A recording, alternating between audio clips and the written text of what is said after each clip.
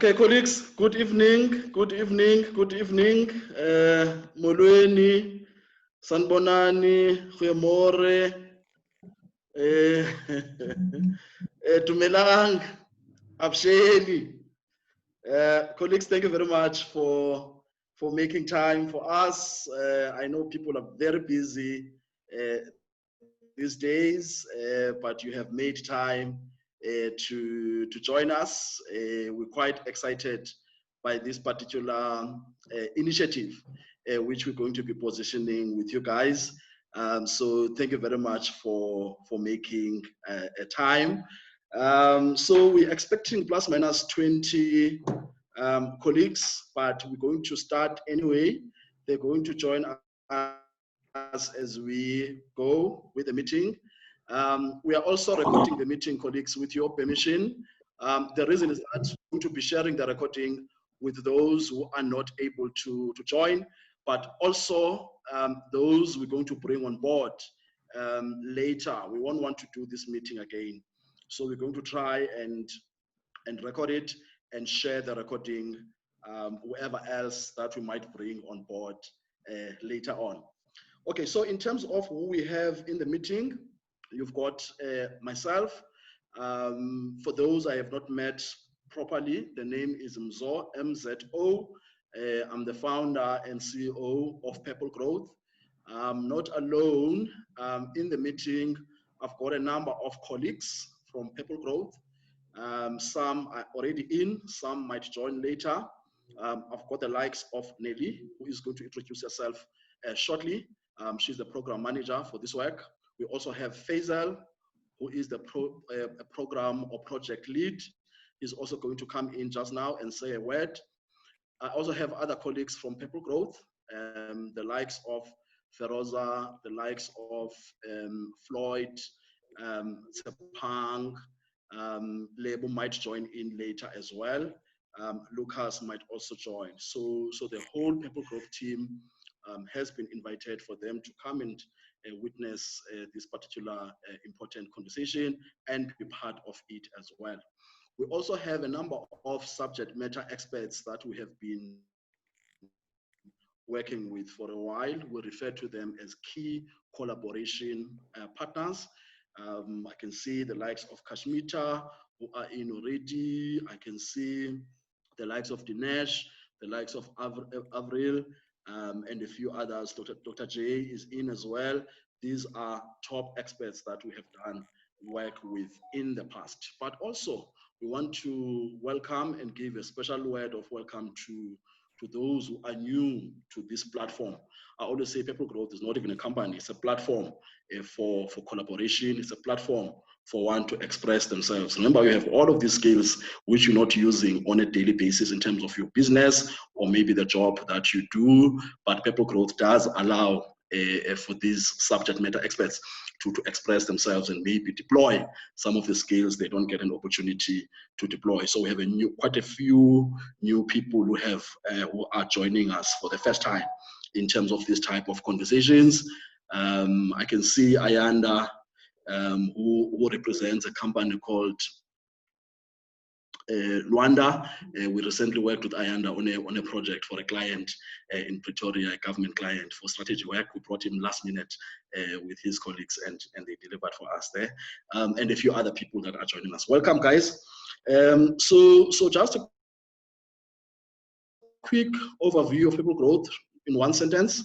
So we're a business that has been around for the last 3.5 years.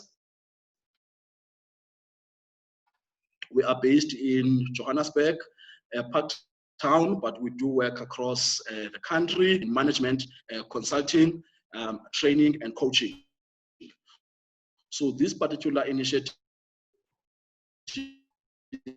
that we're driving today is under, we know that we are an accredited training provider under the services SITA, and training is quite a very important proposition for us. We mainly target corporate clients. We've done work for both corporate and also public sector clients. So we are more a B2B type of business. Okay, colleagues, so that was my high level intro. Let me open the prepared slides pack. And colleagues, as we as we deliver on the slides, try and come in. If you have an urgent question, do come in with a question. But if you are able to hold on the question, you can do that so that we can address all the questions at the end. So as we said, we're going to use this video to market this initiative with other subject matter experts like yourself, because we want this to be big. It's not starting today, but this is a long-term initiative, and we don't see ourselves doing this meeting again. So hence that recording is quite important. So you can chip in if the question is urgent, or you can wait for the end in terms of the questions. So in terms of the agenda for this session, so I'm just doing the welcome, as you can see, and I'm almost done with that. I'll also position the meeting, and then I will quickly introduce our core team, Faizal, Nelly, and also Curtis. Curtis has been working with us for quite some time. He is the company, MTY Squared, that has developed the platform, and we have a long-term relationship with Curtis. He's going to come in and say hi as well. I will then chat quickly for about 5 minutes on the strategic considerations behind this initiative, this eCampus initiative. And then Curtis and Faizal, possibly assisted by Nelly, will come in and showcase the platform. And then the most important conversation will be around the issue of the fee model that we are proposing to you guys. And then Faizal will try and go through that content quickly in terms of best practices around e-learning courses, practical illustrations of the platform, especially the course that we have developed as a pilot. I think there's a video it might speak about, and also requirements for the course owners and coordinators. So Faisal is going to try and do that part quickly, because I said to him, we can do that later again at that particular conversation. So let's see if we can save a bit of time there. And then obviously after that, we'll open it up for discussion. I'm hoping to have plus minus 20 minutes of discussion. So that's the agenda, colleagues. So just quickly for me to position why we're here. So we have launched an exciting eCampus e-learning platform, and we are looking at developing a number of business and management type courses targeted at the corporate sector, public sector as well. And we have brought you guys in as the subject matter experts that can develop these courses. There's no way that our small internal team can develop all of these courses. We are not experts in these areas. So hence we went back to our network. We tapped into our network in terms of identifying top experts yourselves who can develop these courses, obviously on a model, on a business model that is mutually beneficial for PurpleGrowth, but also equally beneficial for you as the course developer. So that's why we're here today. We are here to entice you to be part of this great long-term initiative. So that's my positioning. I want to invite the core team just for them to say hi. And yeah, guys, these are people we're going to be dealing with on a day, not day to day, but on the long-term basis in terms of this particular initiative. So let me start with Faizal. Faizal, do you want to on your video and just say hi and introduce yourself and give us some sort of nuggets in terms of your professional background? Over to you, Faizal.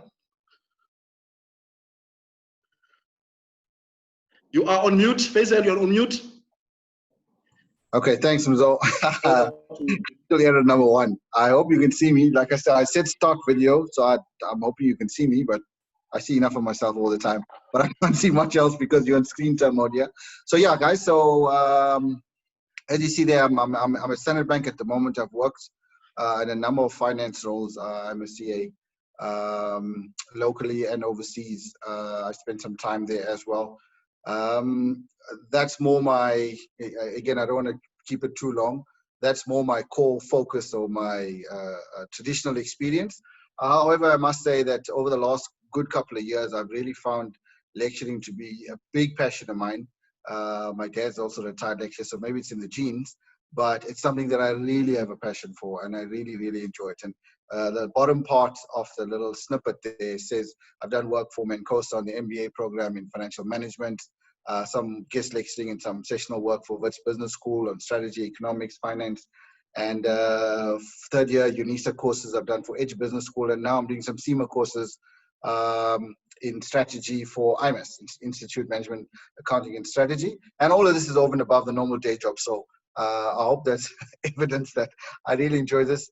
A lot of work for Mzo and PurpleGrowth as well in the past, variety of assignments right at the bottom of the page there. And yeah, I think we've developed a great relationship. I've really enjoyed having to launch this e-learning platform, which I've been involved with from the start. So thank you, Mzo, for that opportunity. And yeah, onwards and upwards, guys. Thanks. Okay, thank you very much, Faizal. As Faizal said, we've been working on this project for more than 12 months now, and he's been with us since the start. So thank you very much, Faizal, for trusting us and for investing so much of your time and expertise to this particular project. Thanks, Faizal.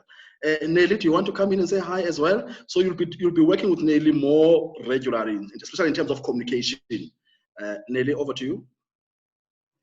Good evening, everybody. My name is Nelly. I recently joined PurpleGrowth. This project started long before I joined. So I jumped in the middle of August when we were launching the first phase of the project, and it's been very exciting. And I hope we're going to work well together. I'm not sure, Mzo, if you want me to give my background, but I think the main thing for the purposes of this project is that I am going to be liaising with a lot of you.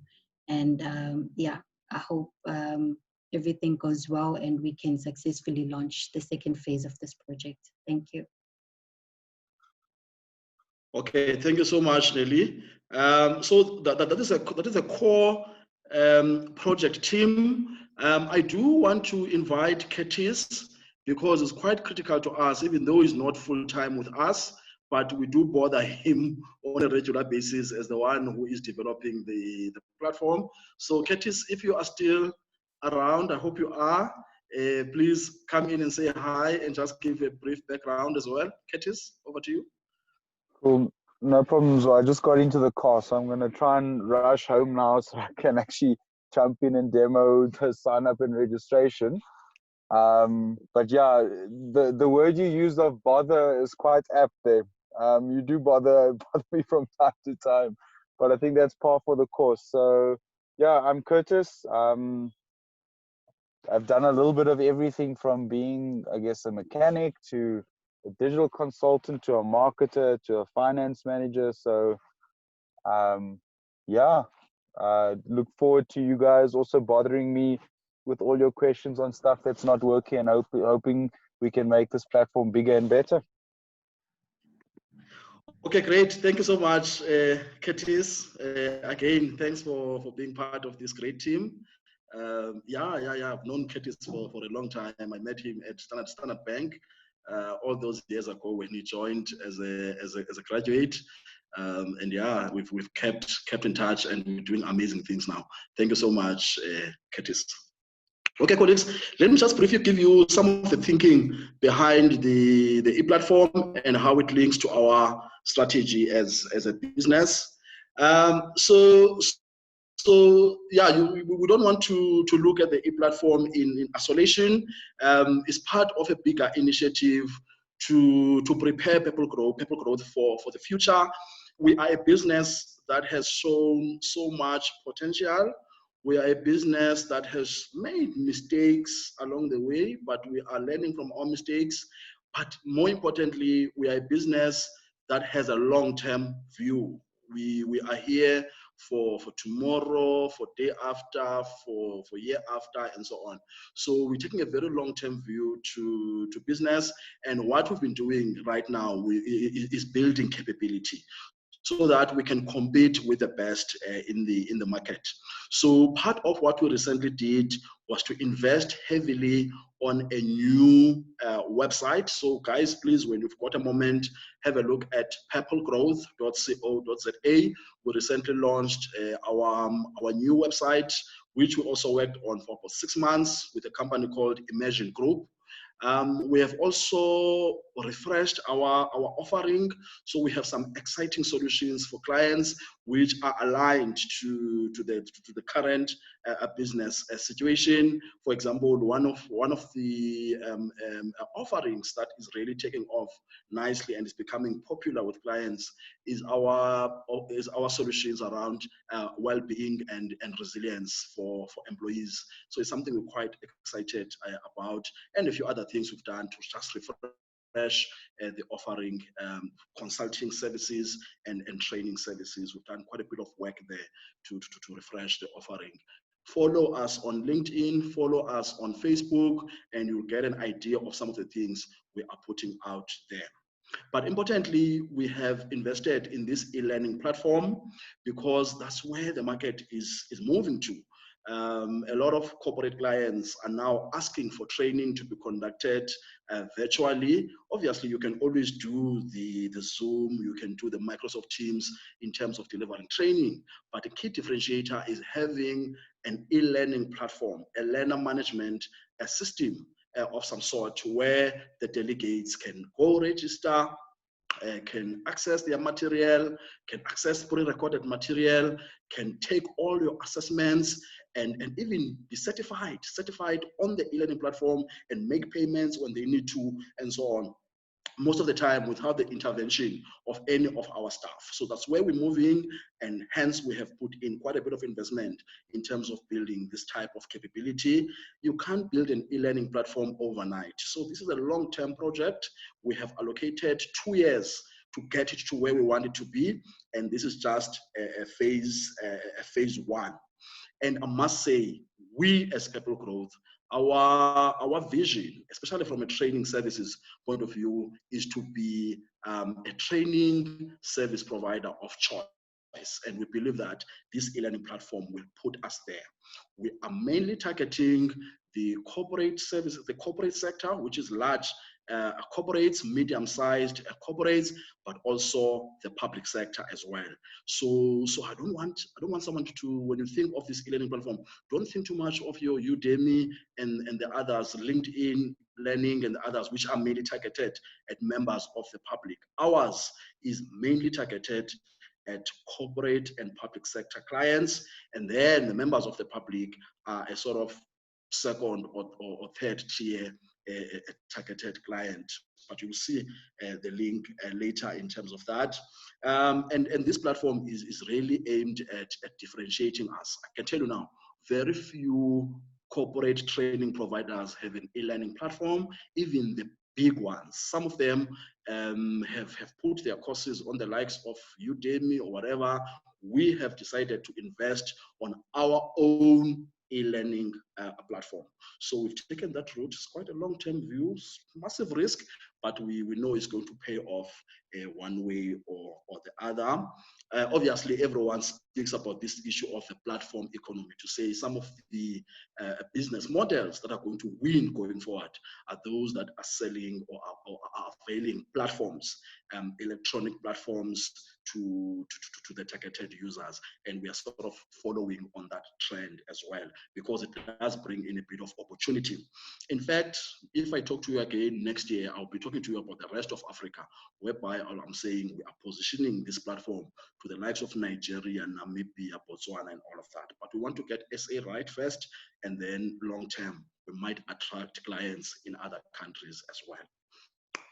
And what else, guys? We see this platform also giving us advantage in terms of the bids that we go for. The team will tell you we do put in bids, but we're very selective because the bids or tendering space is very competitive. We are, however, putting out few bids out there when we feel we meet the requirements. And already in some of the bids we've put out, this platform is starting to give us a sort of a bit of advantage. We might not win some of the work, but we can already see that we get shortlisted, and the potential clients are interested and excited by the fact that we have this platform. So in terms of bids, we see this giving us a bit of advantage as well.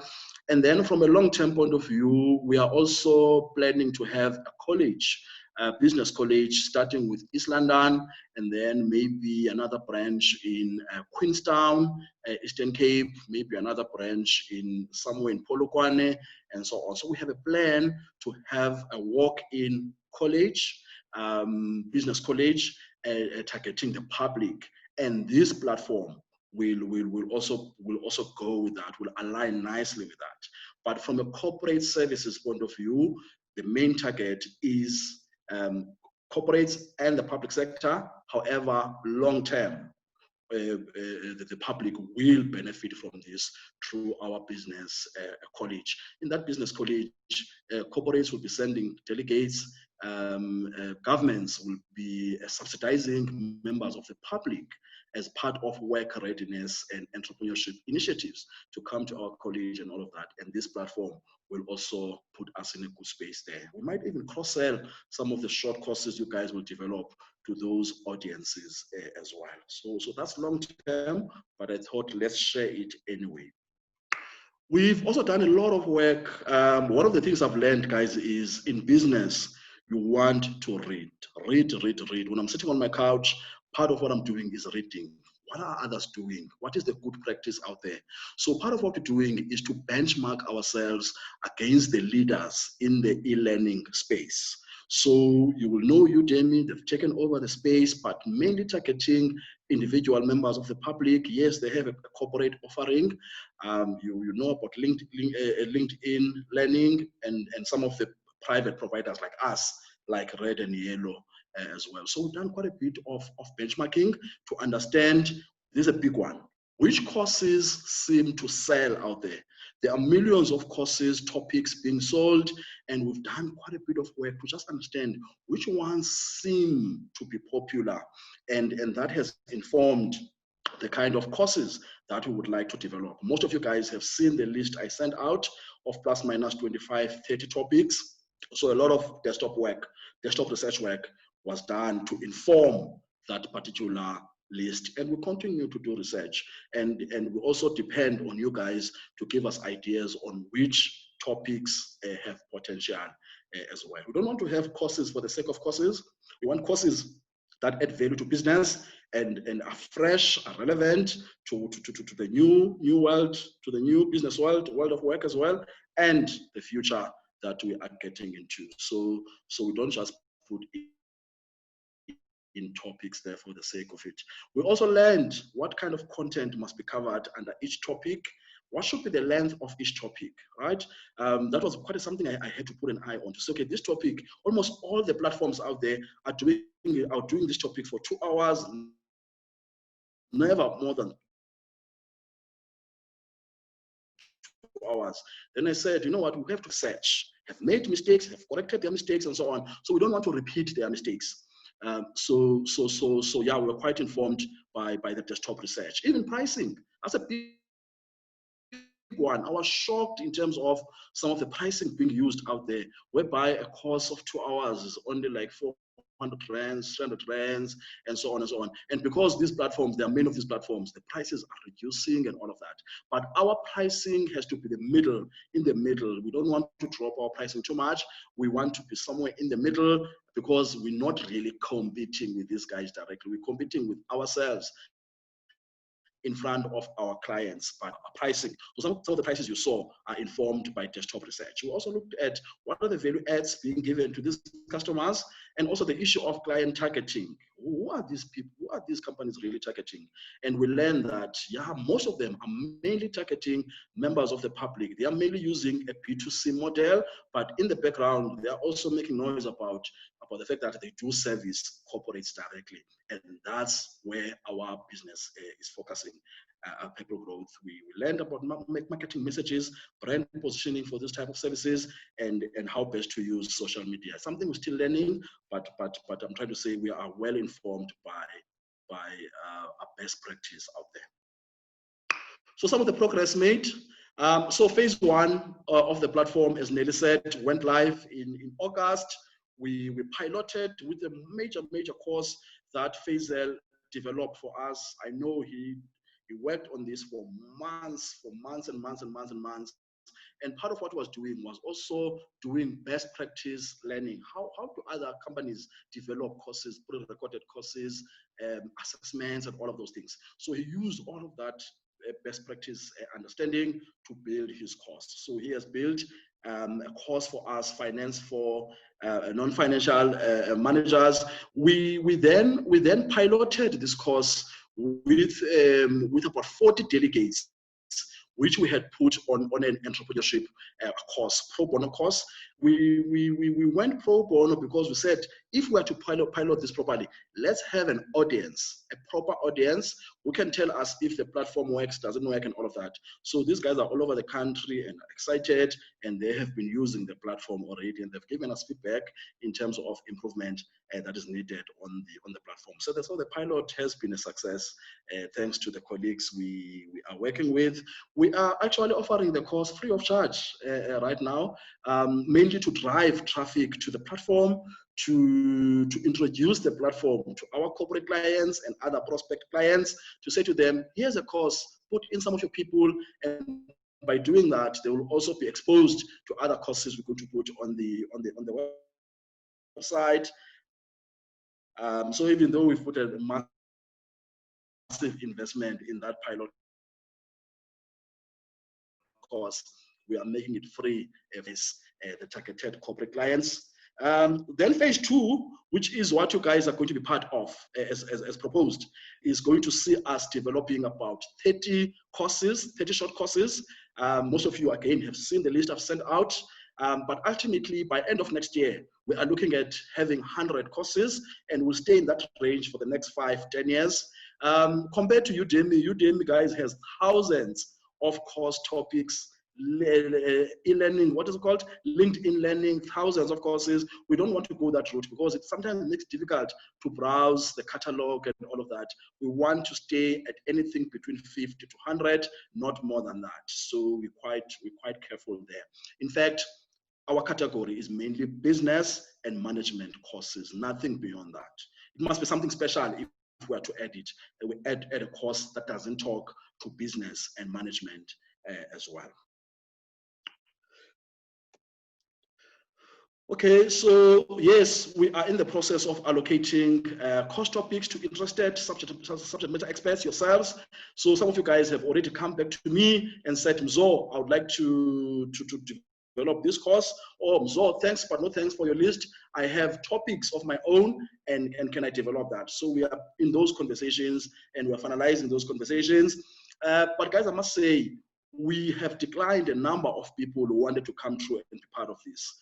We are only looking for yourselves who are in this meeting.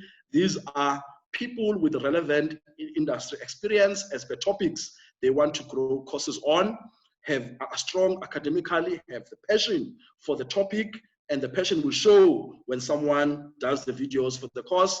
And also, obviously, there is commitment, because this is a long-term thing. Yeah, you might be busy, but do make time now and then, because sometimes the delegates who do courses online will be sending you messages to ask you questions and all of that. It won't be too much, but we're trying to say we want someone who will commit and have this as part of all the other things they do, and obviously someone who has a long-term view on this. We might not make money on the first few months, but I can tell you, long-term, we are all going to make money. I'm sure Faizal was going to mention this one. As part of building trust with you colleagues, we've made sure that on the platform, when someone pays for your course, you get an alert. So you will know whenever someone pays, so that you can keep track of how popular and if your course is working. When people inquire about your course, we'll get the message, and you will get the message as well. So we've built a platform that is quite interactive and responsive in that regard. The beautiful thing about this work, guys, it's got some potential spin-offs. The first one is with the corporate clients. When they see you and see you delivering a course, they might just want to see you face-to-face as well, where they might ask, can we have this course face-to-face instead of pre-recorded? Because remember, pre-recorded has got a fraction of the price. For example, the finance for non-financial managers course, we're going to sell it for about 1,800, somewhere there. But when we do it face-to-face for like 2 days, 3 days, we'll charge each delegate plus minus 5,500. in terms of face-to-face. So there are two prices. There's a low price for pre-recorded, and then there's the price for face-to-face. And if we do pre-recorded well, we might just get a lot of work that is face-to-face, and also executive coaching work and consulting work. Some of the clients might say, oh, wow, great project management facilitator. Can you guys help us in terms of establishing a project management office in our company? There you're talking hundreds and hundreds of thousands of rands. So there's massive spin-offs here. And as PurpleGrowth, we make sure that you get to do that kind of work as the expert facilitator. Colleagues, we are targeting October and November in terms of development and finalization and loading of these courses. So some of you will be working through October. Some of you have made a special request to be allowed to do this in November. So but by end of November, these 30 courses must be downloaded already on the platform. And once that is done, when you're done, you invoice immediately in terms of what is due to you. But Faizal will speak to us about the fees. And also, phase 2 will see development of additional functionality on the platform. So there's some nice functionality we are getting from clients on, can this platform do 1, 2, 3, 4? We had a beautiful pitch with Investec the other day, and they were already suggesting what the platform should do, and phase 2 will include that. And the CETA has also given us a list of what must be on the platform, and Faizal and Nelly and Curtis are looking at that list to make sure that all of those features are on the platform. How are we going to market these courses? We are already starting with our marketing, for example, on social media platforms. Have a look at what we have put out already, especially LinkedIn and Facebook. But Nelly is working on a digital marketing strategy to push these courses through other platforms as well. We are also doing pitches with prospect clients, and we're going to expose them. We are starting to expose them to the e-learning platform and the courses that are going to be there. We have bought a database of about 20,000 company entries, and we are doing what is called cold emailing into these companies, introducing them to this platform, and the guys follow that up with cold calls as well. And our current clients are also being exposed to this particular e-learning platform for them to see your courses and buy your courses. The beauty about targeting corporate is that you will get a surprise of bulk buying. Maybe Coca-Cola will knock at our doors and say, can we have 400 of our employees take this course? Something like that, and you never know. And you make good money from the first instance. Hence, we are keen on targeting corporate clients, public sector, and then as a secondary market, the members of the public. So that's where we are in terms of thinking around the platform. Okay, Curtis, are you ready? Nelly, are you ready? Can you please open the e-learning platform and give us a quick demonstration for our colleagues to have a feel of what's on the platform? We'll also advise you colleagues to please tonight or tomorrow take time to register on the platform so that we can allocate you to the courses that are already being put there, even if it's just course overview, but we already want to put your name next to your allocated topic. So please make sure to register tonight or tomorrow or in the next 2 days at least. Nelly, over to you. I am at my laptop, so Okay, I can actually all share my screen if you want. Curtis, please show screen. Yeah. I think it'll be easier there, desktop 2. Just let me know when you guys can see the screen.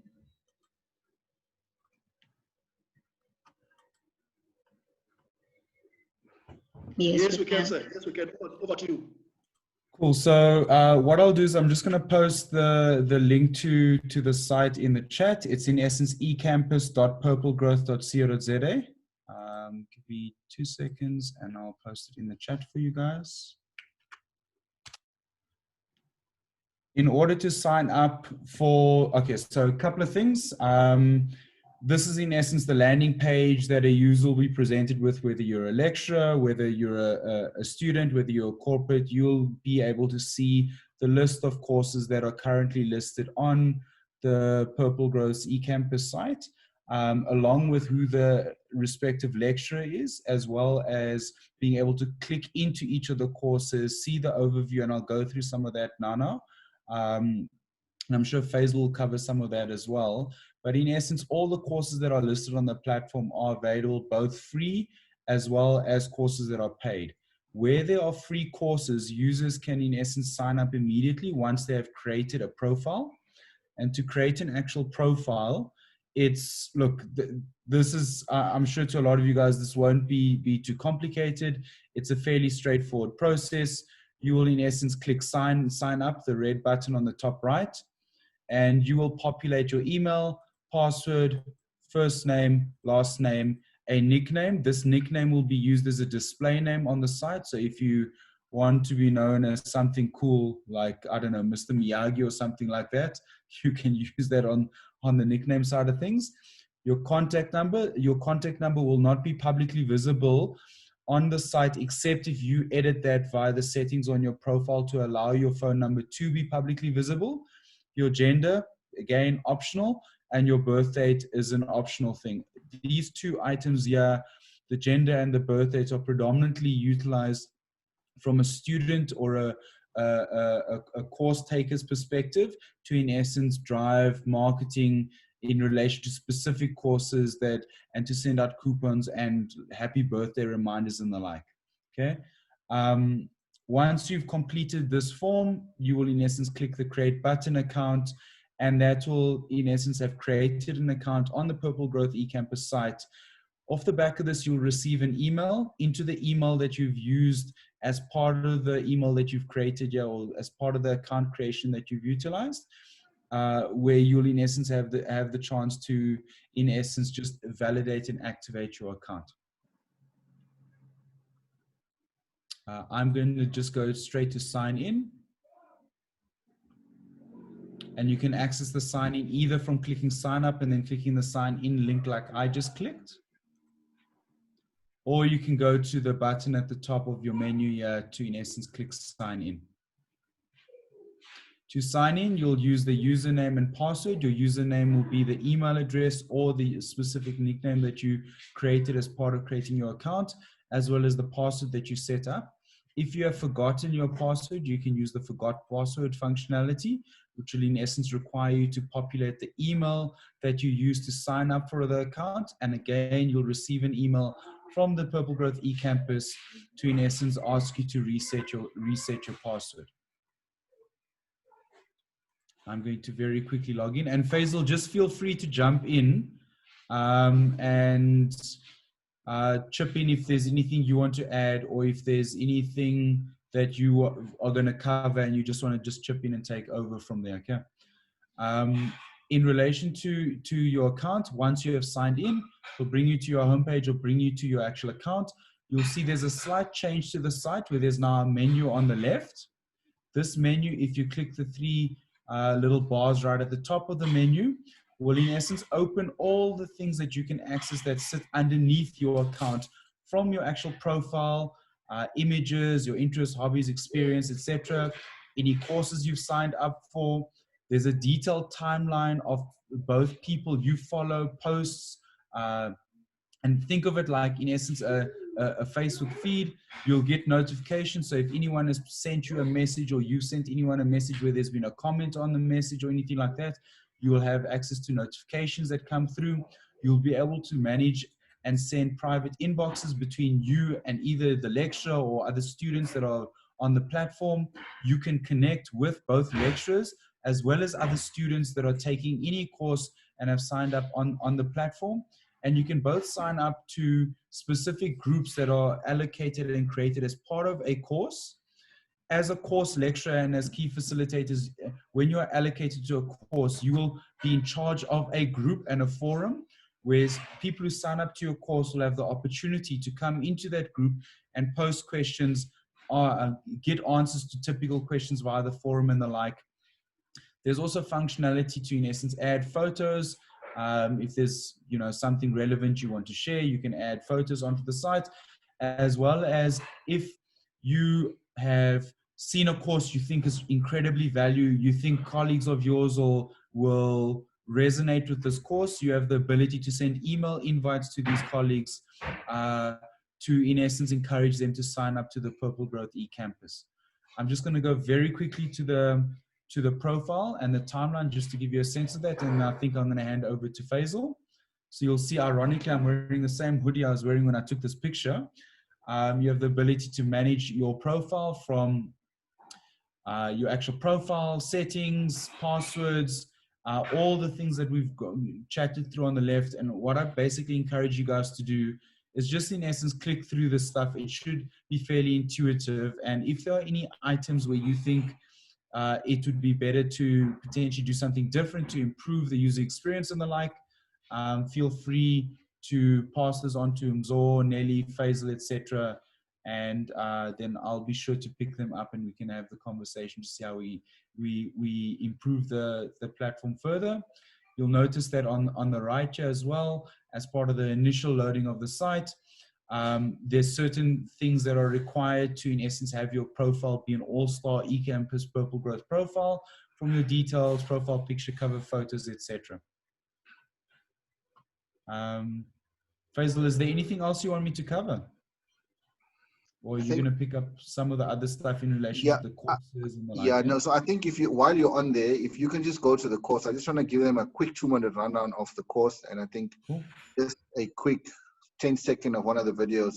I'm going to talk through it in the slides, but just to give the guys a real life demo, if you can go back to the course, into the finance for non-finance professional course, and you've got access to it, so it should go in. Yeah. Okay, cool. And then I can just talk through. All the courses that you've either started or you own will be available to under your profile, but I'm just going to go into the course that Faisal's referring to, the Finance for Non-Financial Managers. I actually don't have access to this course. So what you'll see now is it has been set and changed to be a free course. So in order to register for this course, all I need is to have a profile on PurpleGrowth's eCampus, and it's as simple as clicking start. Sure. What you'll see on the course and on each of the courses, and I'll just go back one quickly. So Curtis, if I could add also, I'm going to touch on this just now. So just to have the guys have a look and feel of, so your course is going to get onto a landing page like this here. As you see on the right-hand side where it says start course. So if we just scroll down a bit, Curtis, just to give the guys a feel again. So there you have an overview of the course itself, which you guys will prepare. The blue block is just giving more indications around the qualification, duration, etc., etc. And on the right-hand side there, you'll see lessons, topics, and quizzes.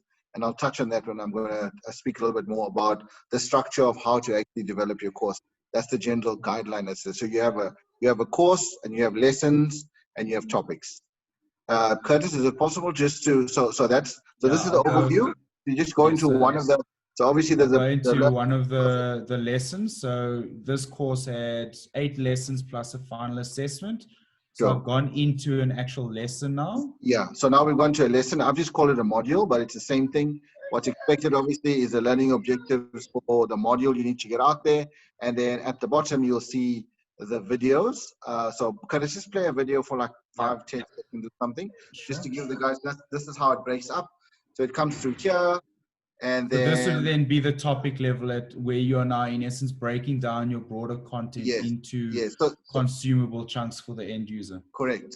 So if you drill down just a little bit, Chris, on the bottom there's a brief introduction to what this is about. As you said, this section looks at X, Y, and Z, finance, financial literacy, etc., etc.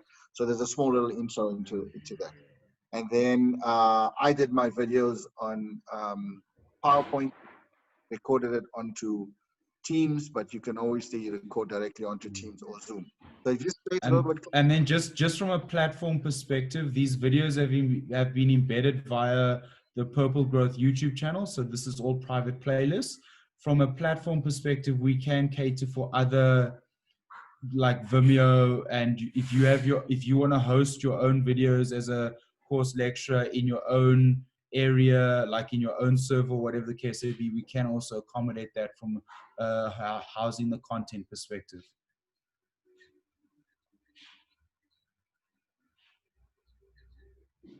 Okay, so it's actually a little bit soft, but guys, as you can see, this is just the feel of. So I am obviously speaking in the background there, and then I change slides, and you basically do your teaching. So this is a general look and feel of how somebody gets onto your course, what you're required to do, which I will touch on the slides just now, and then the videos are embedded within your course module.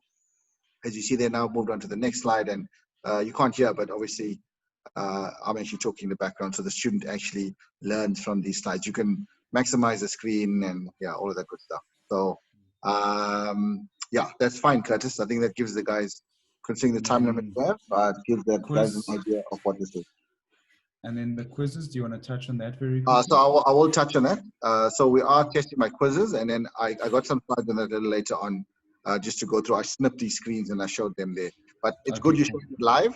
The guys can see also, as you see there, while we're on it, the thinking is after every course, we want to assess the students by using quizzes.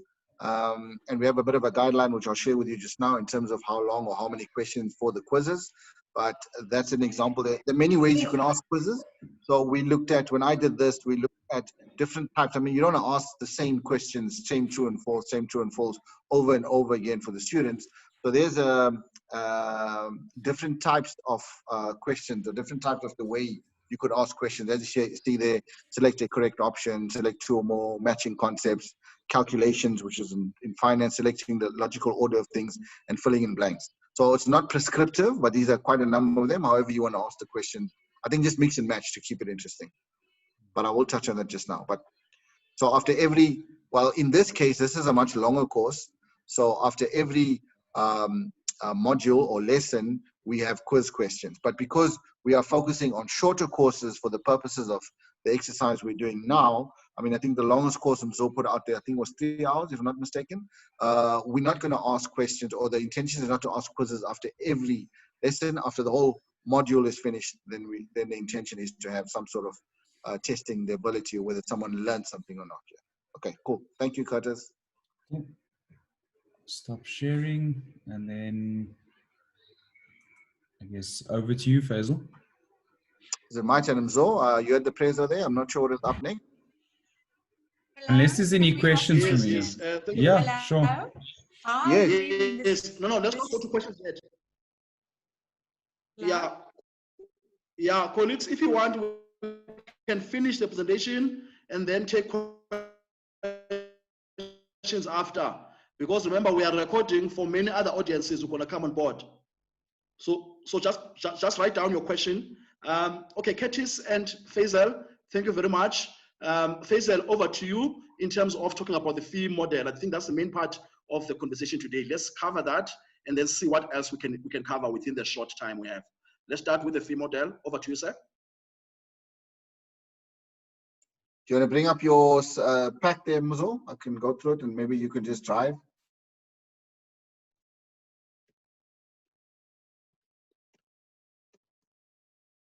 Okay, I'm ready for it. Over Okay, to you, let's sir. go for it then. So guys, this is the fee models that we spoke about. So show me the money kind of thing.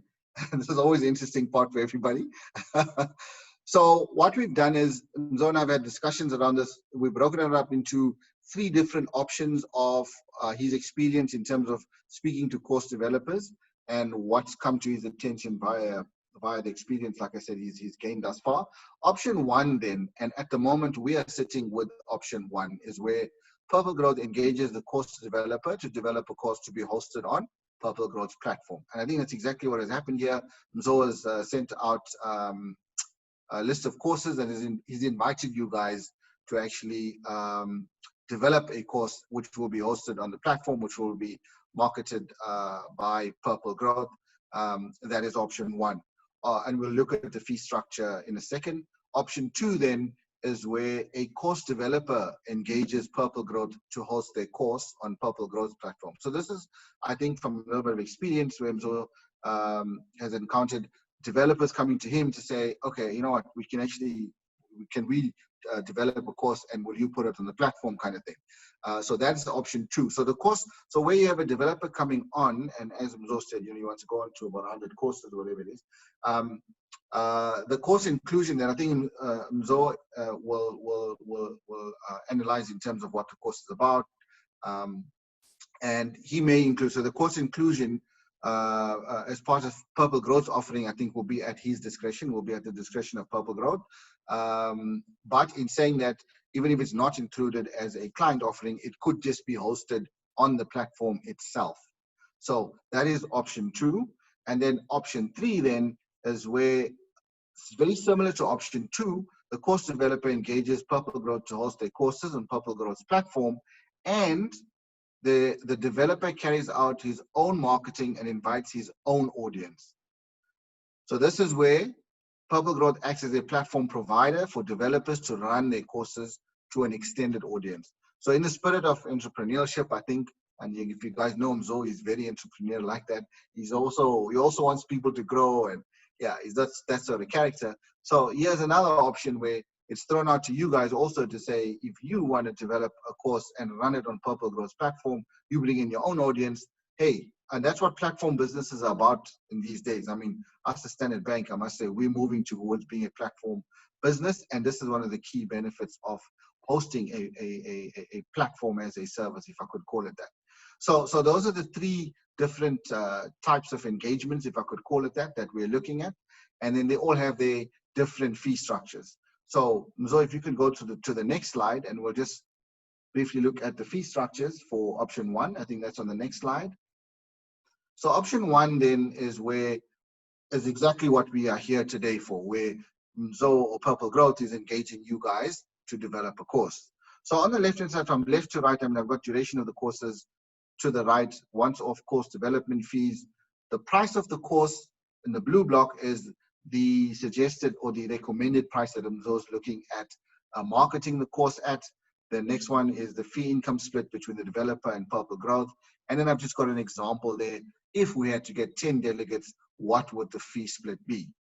So if we look at the free courses on the first line there, so at the moment, I think there's about 3 free courses. And the free courses, I think 2 of them are for an hour and 1 for an hour and a half, if I'm not mistaken.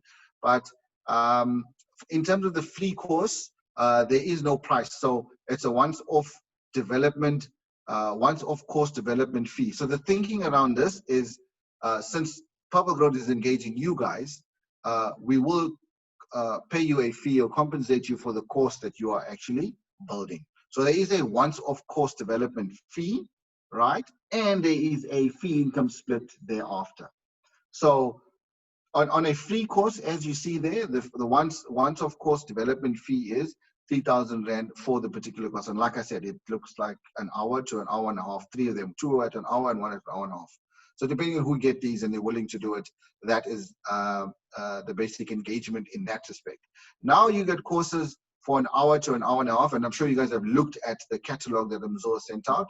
That would also be a once-off course fee of 3,000 Rand. We're looking at marketing that for 599 Rand. And then the split, guys. So the split here, we're looking at a 25-75 split, right? On a single course, you're looking at 150 Rand and 450 Rand split. And on a delegate of 10 people, let's say like the corporate client comes with 10 people, the split is 1,500 to 4,500. Now, the thinking behind this, if you look at the 2 asterisks, firstly, sorry, before I go to the fee income split, the once-off course development fee, as you see there, where it's got the 2 asterisks at the bottom of the page. So the course is owned by you guys. The course is owned by the developer. And the development fee, your once-off development fee, is actually for use of your course. So it's important to remember that that is your course, and we're paying you for the use of the course. So now if I move on to the split, which is where I just branched off a little bit from, the thinking around the split of 25-75 in this type of engagement is that there is an upfront fee paid to you guys for developing the course. And over and above that, PurpleGrowth is providing the platform for selling the courses, absorbing all upfront investment and overhead costs. So you heard him go into a little bit of detail in terms of there was a lot of, and you can see the site for yourself. There was a fair amount of upfront investment costs getting this thing off the ground. A lot of work went behind it. And as you see, in my opinion, I think it's quite a professional finish. So all of that comes with costs and time and effort. And yeah, well, I think you guys would understand. And as you see, I just wrote some of the costs. You know, PurpleGrowth as a business is also needs to survive or needs to make profits. You know, there's marketing costs. There's marketing that they will do. There's the IT hosting and subscription, which Curtis licks his lips on because that's the money that goes to him. Then there is, sorry, something just came up on my screen here. Forgive me. Yeah, there's course certification fees, which Mzo has come about with, the design, and there's a whole lot of other business development overheads that goes into this. So I'm not going to go into the detail. I think you guys are relatively business-minded to know all the stuff that goes in. So that's the thinking behind this model and behind this percentage split. Now, if we go to the next model, which was, if we go to option 2, Mzo,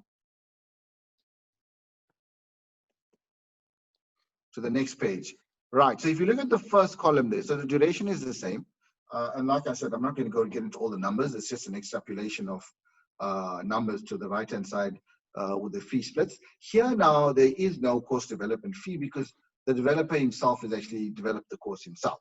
So again, the thinking around the pricing is similar in nature, but there is no upfront fee. And the developer has taken initiative here to actually come up with the course and to actually apply his mind to what he needs to do, what type of course he wants to run, is it going to be popular? And I think it takes some investment, as Mzo said, it does take some investment of time to look out there as to what is it that you actually want to develop. You want to develop something in your field, in your way. You're the subject matter expert where something is topical and interesting. And as you get out there, guys, as you see what's out there, you touch on this courses, I touch on this website and Udemy and here and there, you get a feel for what's topical and what people want to learn about. So this fee split is on a 50-50 basis. And as you see there, the little asterisks at the bottom, this split is based on mutual beneficiary principle. So it's PurpleGrowth as well as you that's benefiting from this. I mean, they're providing the platform. Again, they've absorbed all the upfront investment costs and the overhead costs. Your course is still marketed on the platform, so your course is going to be there. All the other costs are still absorbed by PurpleGrowth. And of course, the beneficiary to that developer is also this cost access to PurpleGrowth's traffic flow as well. So I think we thought that's a very fair estimate to share it, because I mean, once you guys do your side of things, there's not too much of other costs incurred on your side. It's actually PurpleGrowth that's expected to maintain the courses. So this is the second model. And so if you could go to the third model. Yes, Faizal, quickly, if I can come in, guys, part of the reason why we don't pay upfront fee when someone approaches us is because as a business, we have identified which courses we want to do, which courses align to our strategy. Then someone comes in and say, actually, this course has potential. This is what I'm good at. Then we say to the person, great, let's host the course, but it's your initiative. We have not approached you. This course might not even really align to our thinking, but if you see potential, great, come on board, but we won't pay the upfront fee. Sounds silly, but that's one of the reasons why we have taken this approach. And I'll be happy to be engaged on that on Q&A. Faizal, over to you. Yeah, if you can go to the next one.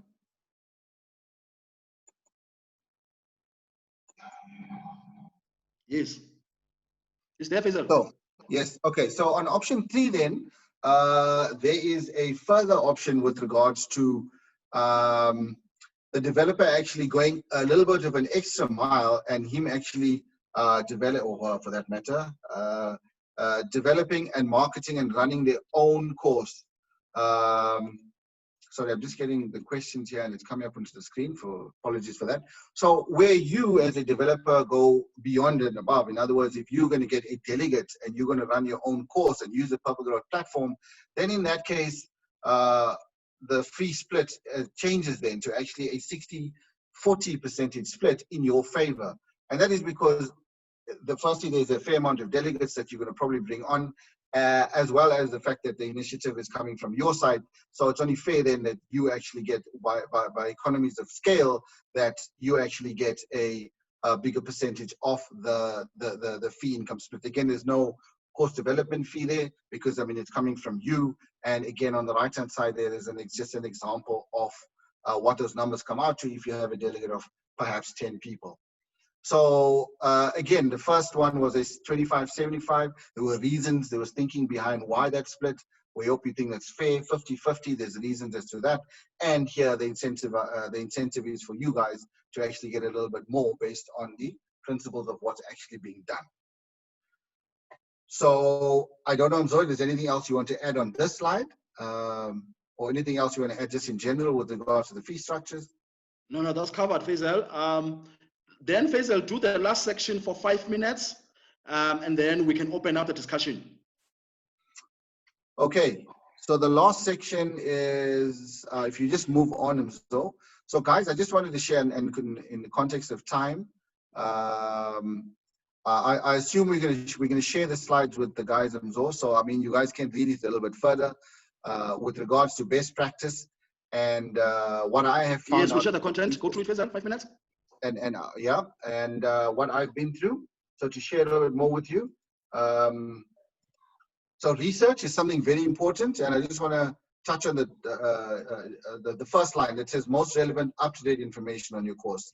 The third bullet point there speaks of going the extra mile and using a variety of sources on the topic, rather than what everybody can find in other classes or common things that are out there.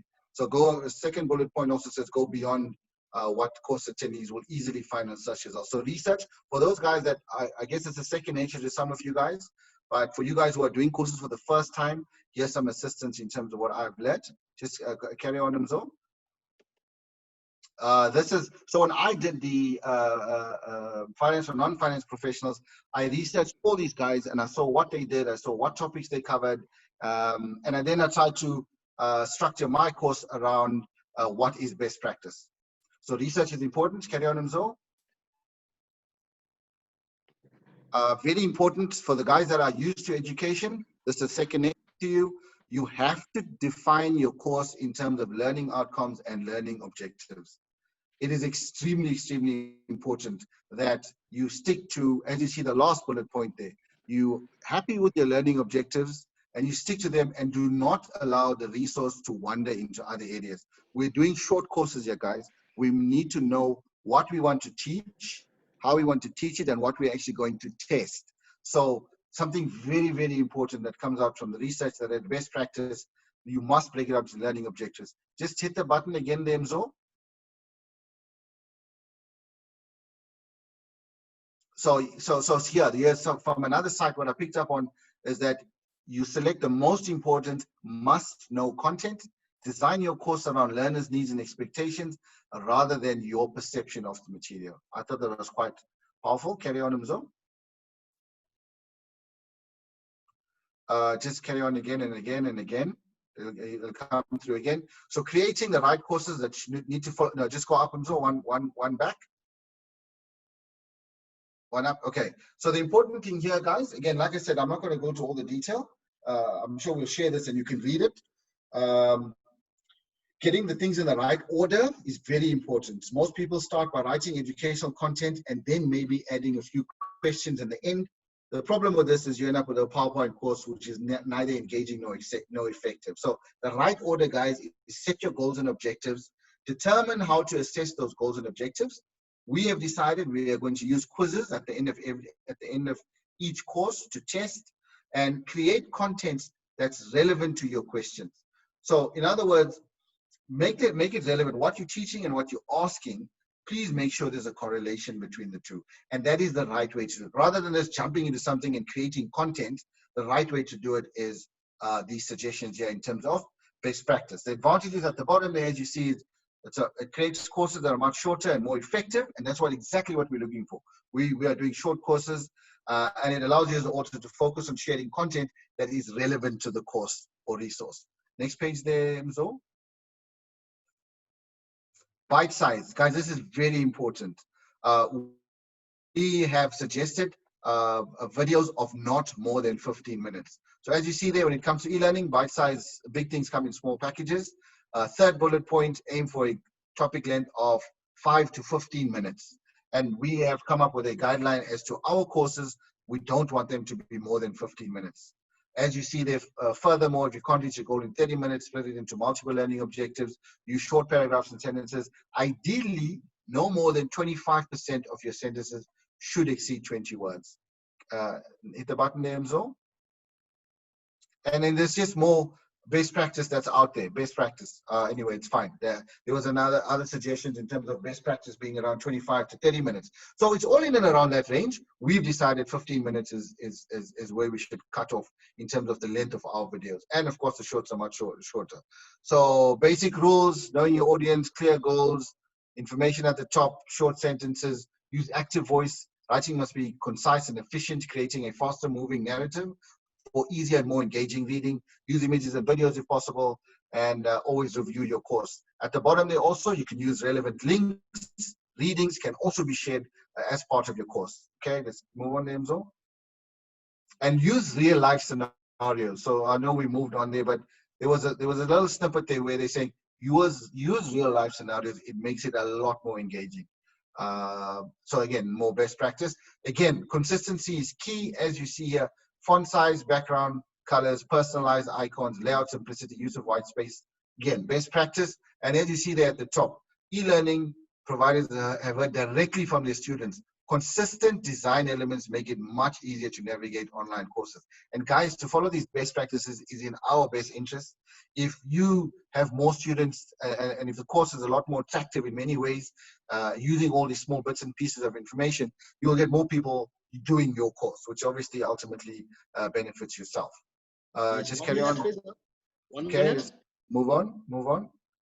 I think it's done. Here we have decided to use assessments, quizzes at the end of everything. This is also best practice, and we are going to use quizzes at the end. Carry on, Mzo.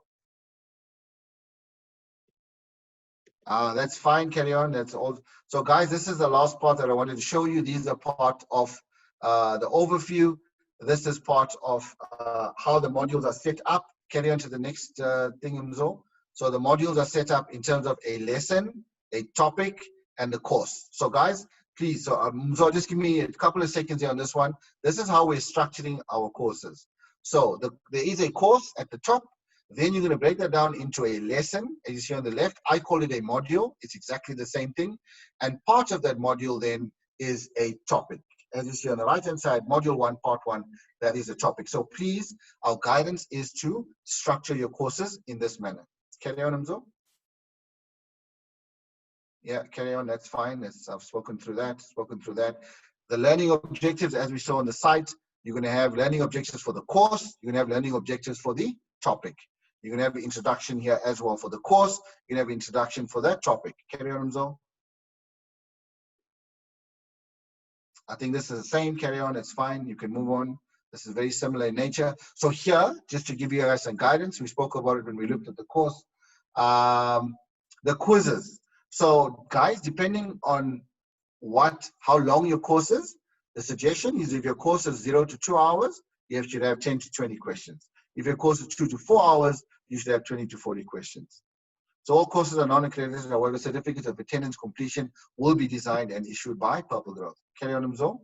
So just to give the guys, and this is just an example. Carry on, Mzo. The important thing, best practice, guys, quizzes must be done on Word for upload onto site. Right, that's not the best practice, but that's our suggestion. The next one is the best practice. Just hit the button there, Mzo, where the student has an incorrect answer. In my case, I refer them back to the module and the parts that they need to review. In your cases, we probably wouldn't do that. However, guys, when you are preparing, you need to give them some brief narrative or feedback as to why the selection is wrong. That is something I picked up on best practice on quite a number of sites. Course videos, guys. Course videos can be recorded on Zoom or Microsoft Teams. As you saw there, I did mine on Teams. Or in any other uploadable format as an MP4 file. An introductory video, we're suggesting also an introductory video of 30 seconds to 2 minutes of at least your headshot of where the course has been prepared as an introductory. So I don't know if you want to have a look at that course that's there, but the guys, if they want, in the interest of time, that YouTube link that I've put on there, when the guys do share the the slide pack.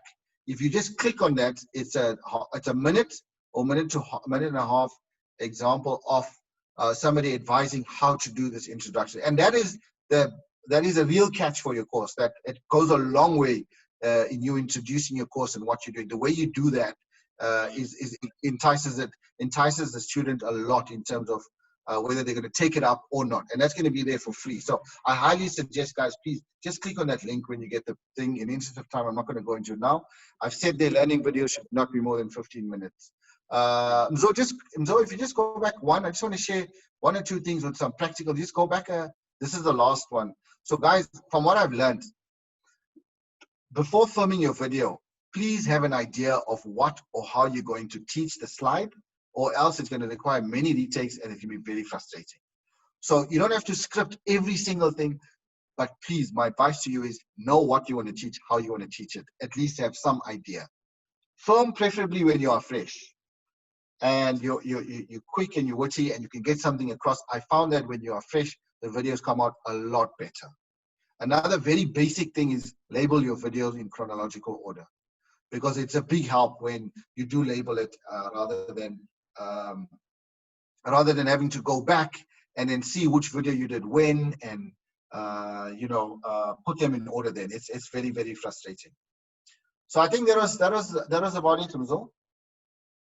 I think the last slide was just to let the guys know that there's an expectation, and I think that's important, that last slide where I think you went through it, but there's an expectation for you to answer questions. If students ask questions, there is a platform, or should I say there is a mechanism via the platform where you will get an email stating that someone has asked a question. You then go onto the platform and assist them. And I think we said a 7-day turnaround time is adequate for you to answer some of their questions. We're not expecting many questions because the course is pretty short, but as from a professional point of view, you are expected to actually respond to the questions if anyone does ask on your particular course.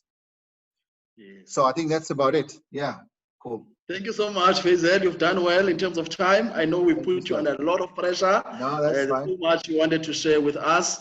Thank you very much, my brother. We appreciate you. We appreciate what you do for us. Thank you so much. Colleagues, it's time for questions. We have 12.5 minutes, which should be enough for a lot of your questions. Nelly, do you want to give us the questions that have been posted? Okay, we have about 7 questions, and the first question was from Dione. She says, "Hi Mzo, I'd like to know what template we need to use and if we will get more guidelines on the structure." Yes, so tomorrow when we send out this recording, we're going to attach the templates, the PowerPoint templates and the Word templates, just for you to get started. However, there's going to be a follow-up meetings for those who are going to sign on. Remember, some of you guys might say, "Mzo, thanks, but no thanks."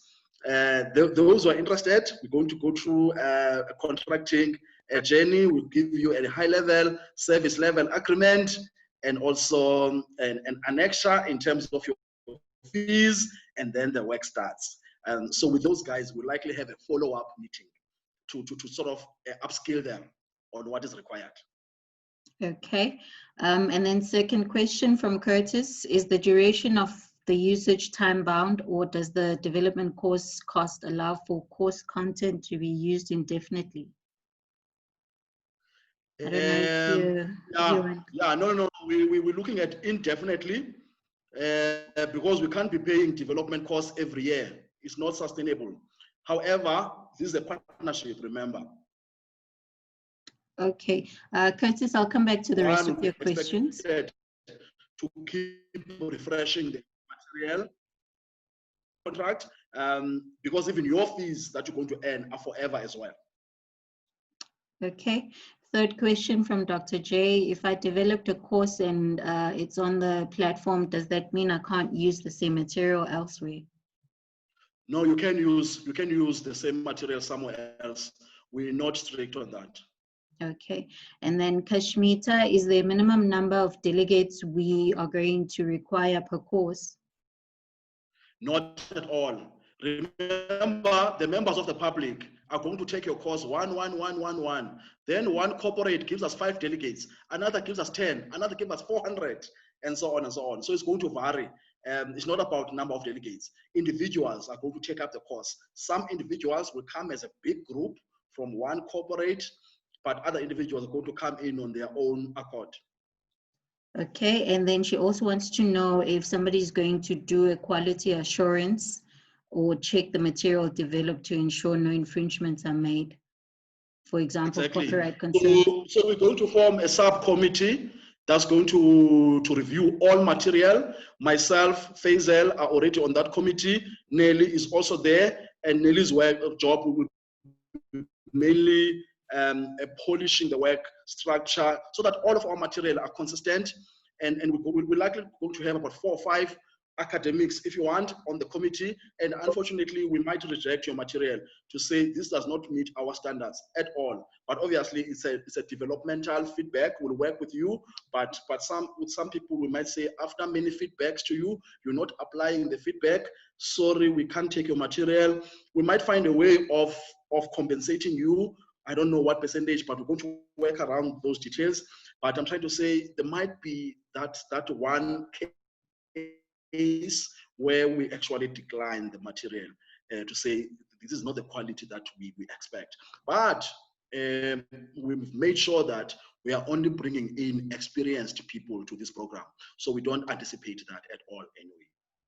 Okay, and another question from Curtis. Is it the developer or PurpleGrowth that will provide the video recording infrastructure? No. The developer will have their own infrastructure. Your laptop has a camera. You can book yourself on Zoom. You can book yourself on Microsoft Teams. We can assist you in terms of booking you long Zoom sessions if you need to or whatever. Just approach us if you need assistance.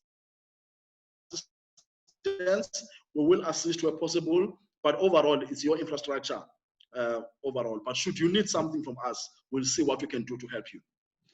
Okay, and another one from Curtis. How will course content updates be managed and be dealt in terms of the different options, along with interactions with students?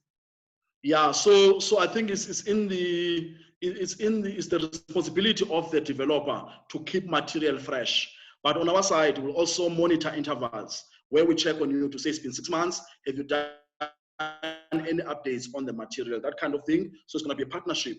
We're going to remind you, but you need to take initiative as well. Okay. So Kashmita wants to know, are the quiz questions absolutely necessary? And she's asking because for some of the modules, it's difficult to get answers with tough to do questions with straightforward responses if you're dealing with a fluffy topic. I love that. No, it is not compulsory. There might be courses where we don't do the quiz, or there might be courses where we do open-ended questions, like 2 or 3 questions to test the person, and it's open-ended. They just give a short essay as an answer. We'll find ways. So you're right, Kashmita, to raise that concern. Okay, I think you might have answered some of the questions, but I'll read them anyway. Can attendees provide live feedback immediately after they complete the course? Yes, they can. They can give feedback on how they experience the course, but also feedback to the faculty or lecturer or any other questions they want to ask. So we're going to insert a review short questionnaire for these guys to rate you and your content. Okay, and the next one I think was answered as well.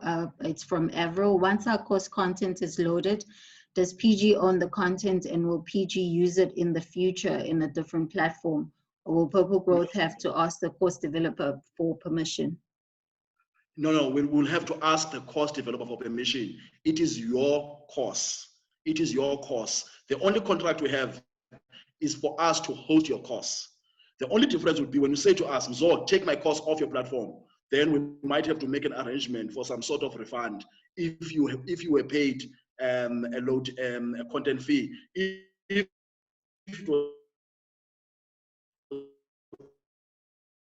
there was no arrangement for content fee, you can take the course off, but we are not allowed all. Okay.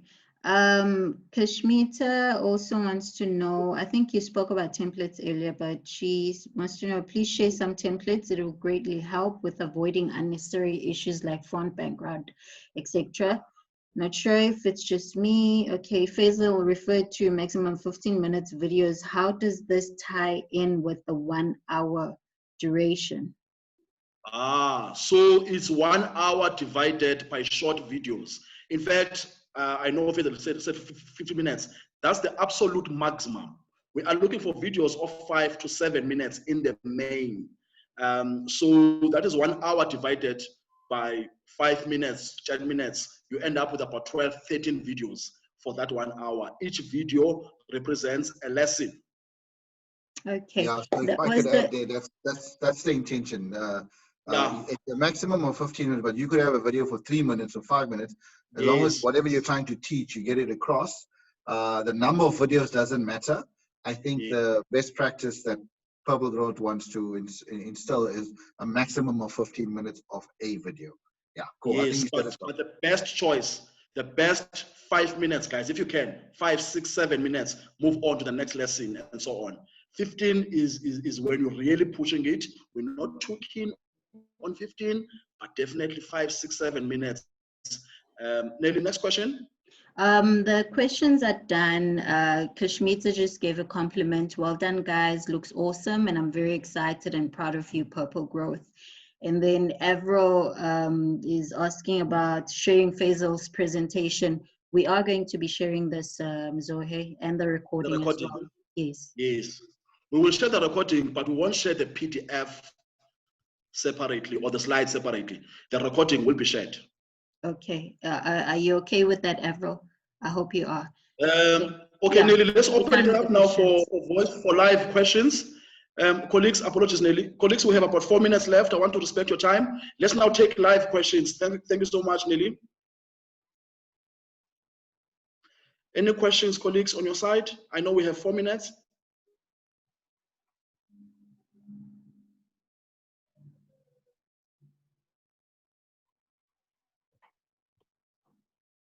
Questions, comments, colleagues?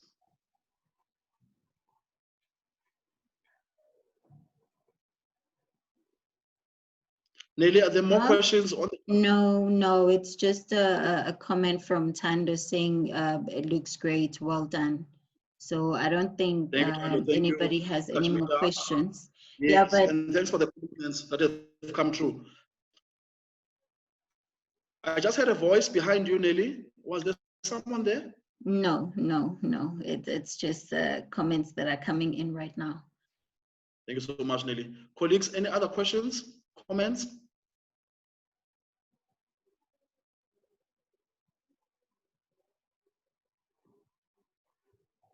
Thank you so much, colleagues. Colleagues, so Nelly is going to email all of us the recording tomorrow, and also the templates will likely follow later. We want to do them properly now that we understand your requirements and your advice around the templates.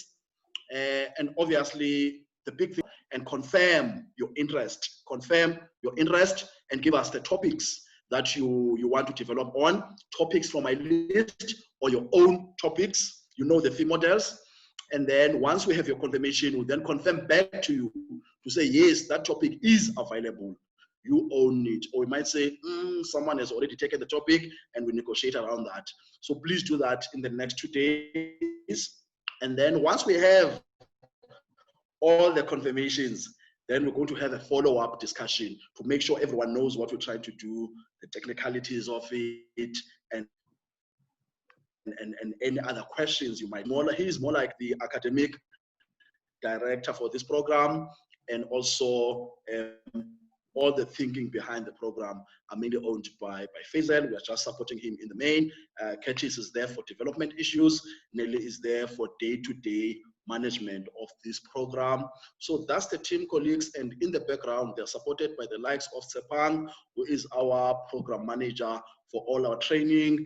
Floyd is there as the senior development manager who sells a lot of these together with the team. So there's a great team behind broadcast is there in terms of business development, cold emailing, cold calling, and so on. So we've got a great team that is supporting this initiative. Colleagues, on our side, just right on the dot at 7 o'clock, thank you very much for your time.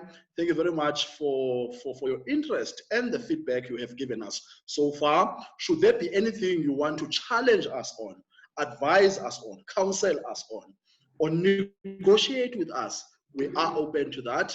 Get in touch with myself or Nelly, and we will facilitate a conversation with you. Thank you very much, colleagues. We look forward to working with you. We see potential. We see great potential. Let's see what we can do together. There is some magic that we can create here. Thank you very much. Welcome on board, especially those who are working with us for the first time. So thank you very much. Nelly, thank you very much on your side. Faizal, wherever you are, thank you. Curtis, thank you very much. Sure. That's the project team. That's it, colleagues. Thanks. Good night. Keep safe. Cheers. The killer is still out there. Stay vigilant. Thank you very much. Mzo, did you say tequila or the killer? Tequila. Tequila. I vote for tequila. me and my localized English. Yeah, tequila virus is still out there, colleagues. Stay vigilant. I heard tequila, so maybe I'm just thirsty. Good night. Thanks, brother. Curtis. Sure. Thanks, my brother. Sure. Neil, you can stop recording. Thank you very much, colleagues. Thanks. Okay, cheers, Abdul. Catch up.